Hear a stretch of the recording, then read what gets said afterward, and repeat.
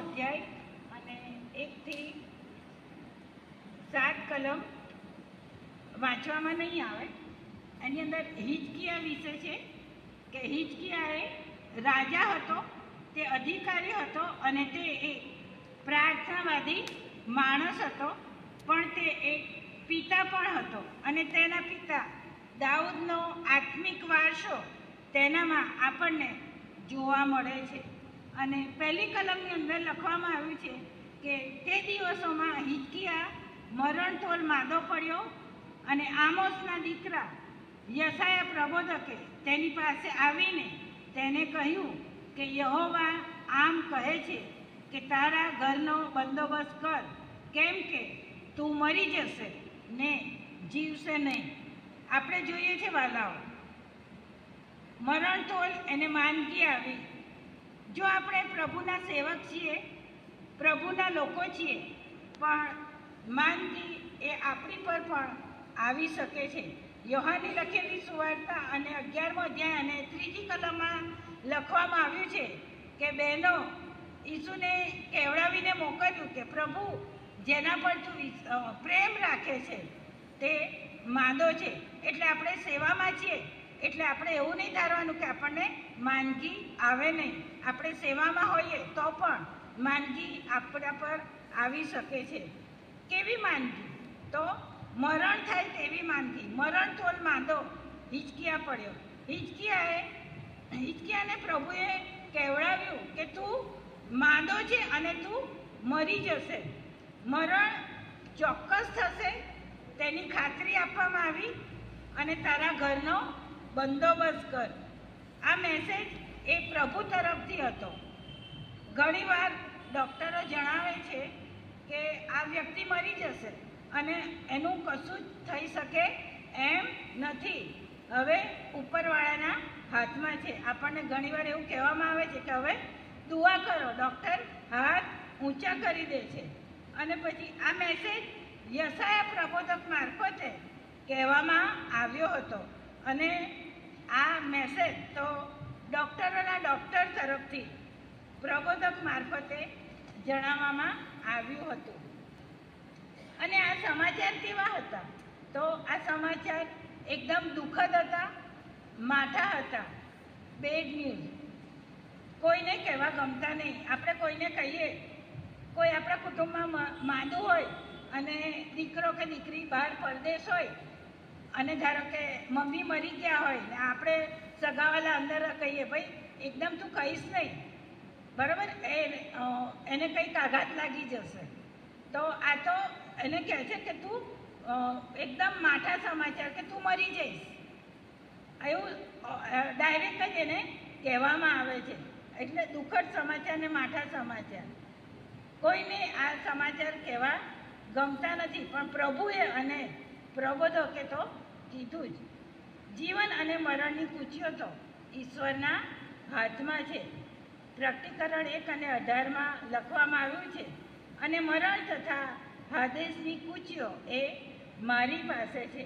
બીજી કલમ, ત્યારે તેણે પોતાનું મુખ ભીત તરફ ફેરવીને યહોવાને પ્રાર્થના કરી. 7 જેટલી નકારાત્મક બાબતો હોવા છતાં હિજકિયાએ એક પાવરફુલ પ્રાર્થના કરી. એ હિંમત હાર્યો નહીં. તેણે કોઈ કમ્પ્લેન કરી નહીં, કોઈ કચકચ કરી નહીં, પ્રભુને દોષ પણ ના આપ્યો, પણ એણે શું કર્યું? પ્રાર્થના કરી. તેણે બીજા કોઈને પણ જણાવ્યા પહેલાં પ્રભુને પ્રથમ કહ્યું અને પ્રાર્થના કરી. આપણે શું કરીએ છીએ? પહેલાં આપણે બીજાની પાસે જઈએ છીએ, બીજાને જણાવીએ છીએ, અને કશું જ ના થાય એટલે પછી છેવટે આપણે ઈશ્વરની પાસે આવીએ છીએ. પણ આ હિજકિયાએ એવું કર્યું નહીં. એ પહેલાં જ ઈશ્વરની પાસે ગયો. માટે આપણે પણ કંઈ બી પ્રોબ્લેમ હોય, કોઈ બી મુશ્કેલી હોય, માણસોની પાસે ના જઈએ, પણ કોની પાસે જઈએ? ઈશ્વરની પાસે જઈએ. એ આપણને આમાંથી શીખવા મળે છે. અને ઘણી બધી અશક્યતાઓ હતી, એણે ધ્યાનમાં લીધી નહીં અને પ્રાર્થના કરી. ત્રીજી કલમમાં કહેવામાં આવ્યું છે કે હે યહોવા, હું તમારા કાલાવાલા કરું છું કે હું કેવી રીતે સત્યતાથી તથા સંપૂર્ણ હૃદયથી તમારી સન્મુખ ચાલ્યો છું ને તમારી દ્રષ્ટિમાં જે સારું છે તે કર્યું છે તેનું હમણાં તમે સ્મરણ કરો. પછી હિજકિયા બહુ રડ્યો. ટૂંકી પ્રાર્થના, ફક્ત એક વાક્યની.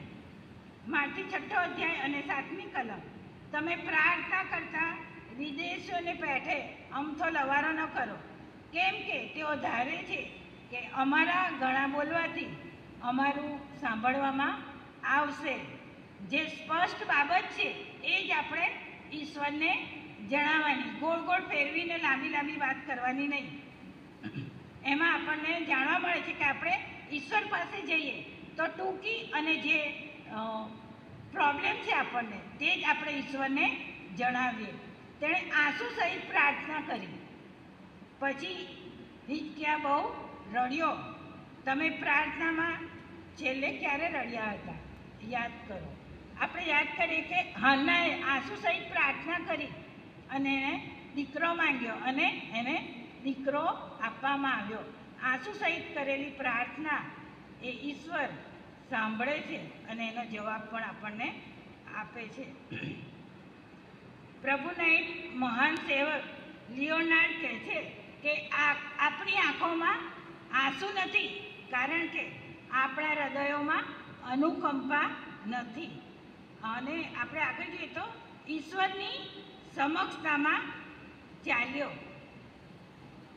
અને હનોક પણ ઈશ્વરની સંગાતે ચાલ્યો. ઇબ્રાહિમ પણ ઈશ્વરની સાથે ચાલ્યો. મૂસા પણ ઈશ્વરની સંગાતે ચાલ્યો. યુસુફ પણ ઈશ્વરની સંગાતે ચાલ્યો અને એલિયા પણ ઈશ્વરની સાથે ચાલ્યો. અને તેણે એટલે હિજકિયાએ ઈશ્વરની દ્રષ્ટિમાં જે સારું છે તે એણે કર્યું અને સત્યતાથી તથા સંપૂર્ણ હૃદયથી સાચું બોલવું અને સાચું જીવવું, વોક એન્ડ ટોક એક સરખું છે. હિજકિયા ઈશ્વર સાથેના સંબંધમાં એ દરરોજ રહેતો હતો. જે પરાત પરના ગુપ્ત સ્થાનમાં રહે છે તે સર્વ સમર્થની છાયામાં રહેશે. તેણે ઈશ્વરને યાદ કરાવ્યું કે હમણાં તેનું સ્મરણ કર. તમે પણ ઈશ્વરને યાદ કરી શકો છો. યશાયા 62મો અધ્યાય અને 6ઠી કલમમાં લખવામાં આવ્યું છે કે યહોવાને યાદ દેવડાવનારાઓ, તમારે વિશ્રામ લેવો નહીં, તમારે ફક્ત ઈશ્વરને યાદ કરાવવાનું છે. અને માર્થી 6ઠો અધ્યાય અને 8મી કલમમાં કહેવામાં આવ્યું છે કે કેમ કે જેની તમને અગત્ય છે તે તેની પાસે માંગ્યા અગાઉ તમારા પિતા એ જાણે છે. 4ઠી કલમ. યશાયા ત્યાંથી નીકળીને નગરની અધવત પહોંચ્યો તે પહેલાં એમ બન્યું કે યહોવાનું વચન તેની પાસે આવ્યું કે એક પ્રભાવશાળી પ્રાર્થના, આ પ્રાર્થનાનું પરિણામ લાવે છે, એનો જવાબ આપે છે. પ્રાર્થના કરીએ, પ્લાન બદલાઈ જાય છે. પ્રબોધકને અધવચ્ચેથી પાછો મોકલ્યો, ઈશ્વર તરફથી વચન આવ્યું અને પ્રાર્થના સાંભળવામાં આવી છે તેની ખાતરી આપવામાં આવી કે મેં તારી પ્રાર્થના સાંભળી છે. શું આપણે આવો જવાબ મેળવવા માટે થોભીએ છીએ? ખાતરી મળે છે? 5મી કલમ. તું પાછો જઈને મારા લોકના અધિકારી હિજકિયાને કહે, તારા પિતા દાઉદના ઈશ્વર યહોવા એમ કહે છે કે મેં તારી પ્રાર્થના સાંભળી છે, તારા આંસુ મેં જોયા છે. જો હું તને સાજો કરીશ અને તું 3જા દિવસે યહોવાના મંદિરમાં ચડી જશે. ખાસ 3 બાબત બની. પ્રાર્થના સાંભળવામાં આવી, પ્રભુએ આંસુ જોયા અને સાજાપણાની ખાતરી મળી. બાઇબલમાં 3જા દિવસનું ઘણું મહત્ત્વ આપવામાં આવ્યું છે. 3જે દિવસે યહોવા મંદિરમાં ચડી ગયા ત્રીજા દિવસે પુનરુત્થાનની યાદ આપણને અપાવે છે. જૂના કરારમાં ત્રીજો દિવસ એ હોંશિયાર છઠ્ઠો અધ્યાયને બીજી કલમ ત્રીજા દિવસે તે આપણને ઉઠાડશે ને આપણે તેની આગળ જીવીશું. અને નવા કરારમાં ત્રીજો દિવસ એટલે લૂકની લખેલી સુવાર્તા 24મો અધ્યાય અને 21મી કલમ પણ અમે આશા રાખતા હતા કે જે ઇસરાયેલને ઉદ્ધાર આપવાનો હતો તે એ જ છે. વળી એ સર્વ ઉપરાંત આ બનાવ બન્યાને આજ ત્રીજો દિવસ થયો એટલે પુનરુત્થાનની યાદ આપણને અપાવે છે. બાઇબલની અંદર ત્રીજા દિવસનું ખૂબ જ મહત્ત્વ આપવામાં આવ્યું છે. અને એમ કહી શકીએ કે પહેલી કલમમાં હિજકિયા મરણ પામ્યો, પણ 5મી કલમમાં હિજકિયાનું પુનરુત્થાન થયું. મરણ પથારીએથી ઉત્થાન સીધા પ્રભુના ઘરમાં. કલમ 6, હું તારા આવરદાના 15 વર્ષ વધારીશ અને હું તને તથા નગરને આસુરના રાજાના હાથમાંથી છોડાવીશ અને હું મારી પોતાની ખાતર તથા મારા સેવક દાઉદની ખાતર આ નગરનું રક્ષણ કરીશ. પ્રાર્થના એ આયુષ્યમાં વૃદ્ધિ લાવે છે. હિજકિયાના 15 વર્ષ પ્રાર્થના કરી એટલે એના 15 વર્ષ ઈશ્વરે વધારી આપ્યા. પ્રાર્થના છુટકારો કરાવે છે. કલમમાં આપણે આગળ વાંચ્યું કે આસુરના રાજાના હાથમાંથી હું તને છોડાવીશ. અને પ્રાર્થના આખા નગર કે શહેરને છુટકારો આપે છે. આપણે જે શહેરમાં રહીએ છીએ, આપણે અત્યારે અમદાવાદ શહેરમાં રહીએ છીએ, એ અનેક બંધનોમાં છે. પાપ, દારૂ, વ્યભિચાર, ડ્રગ્સ, નિંદા, ચોરી વગેરે. જેવી રીતે નિનવે નગરનો નાશ થતાં અટક્યો તેમ આપણે પણ ઈશ્વરની સમક્ષ આપણા પાપો કબૂલ કરીએ તો આપણે પણ નિનવે નગરની જેમ આપણું અમદાવાદ શહેર, આપણો ભારત દેશ, આખી દુનિયા એ બચી શકે છે. પ્રાર્થના વગરનું રક્ષણ કરે, પ્રાર્થના નગરનું રક્ષણ કરે છે. ગીતશાસ્ત્ર 127મો અધ્યાય અને પહેલી કલમમાં લખવામાં આવ્યું છે કે જો યહોવા નગરનું રક્ષણ ન કરે તો ચોકીદારનું જાગવું કેવળ વ્યર્થ છે. ઈશ્વરે પોતાના નામની ચિંતા છે. મારી પોતાની ખાતર, આપણા પૂર્વજો સાથે કરેલા કરારની ખાતર અને મારા સેવક દાઉદની ખાતર. અને 7મી કલમ છેલ્લી કલમ છે. યશાયાએ કહ્યું કે અંજીરનું એક ચકતું લો અને તેઓએ તે લઈને ઘૂમડા પર લગાડ્યું એટલે તે સાજો થયો. લૂકની લખેલી સુવાર્તા 5મો અધ્યાયને 31મી કલમ. જેઓ સાજા છે તેઓને વૈદ્યની અગત્ય નથી, પણ જેઓ માંદા છે તેઓને છે. આ કલમ બંને અર્થમાં છે, આત્મિક અને દૈહિક. ઈશ્વરે દવા, ગોળી, ઓપરેશન, ઇન્જેક્શન, ડૉક્ટર અને નર્સની સારવાર માટે હા પાડી છે. ઈશ્વર ના નથી પાડતા.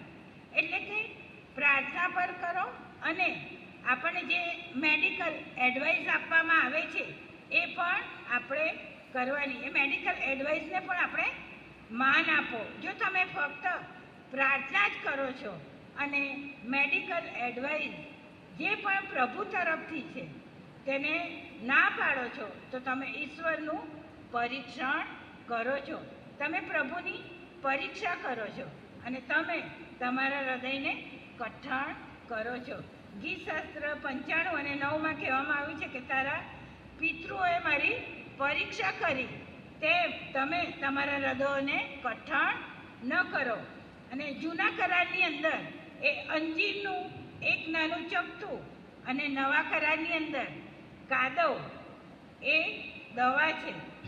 અત્યારે આપણે આયુર્વેદિક દવાઓ કરીએ છીએ ને, ઘરગથ્થુ ઉપયોગ કરીએ છીએ. પહેલાંના વખતમાં બધી ઘરની અંદર ને આજુબાજુ વનસ્પતિઓ હોય એનો જ ઉપયોગ કરવામાં આવતો હતો. એટલે જૂના કરારની અંદર અંજીરનું ચપટું અને નવા કરારમાં ઈસુબાપ કાદવ થી પેલા આંધળા માણસને આંખે લગાવ્યો અને એને સાજાપણું આપ્યું. કાદવને દવા તરીકેનો ઉપયોગ કર્યો. અને પ્રભુ આ એક ગુમડું, એક અંજીરનું ચપટું અને આ એક વાક્યની પ્રાર્થના એ સમજવા માટે મારી અને તમારી અહીં બેઠેલા પ્રત્યેકની ઈશ્વર સહાય કરે.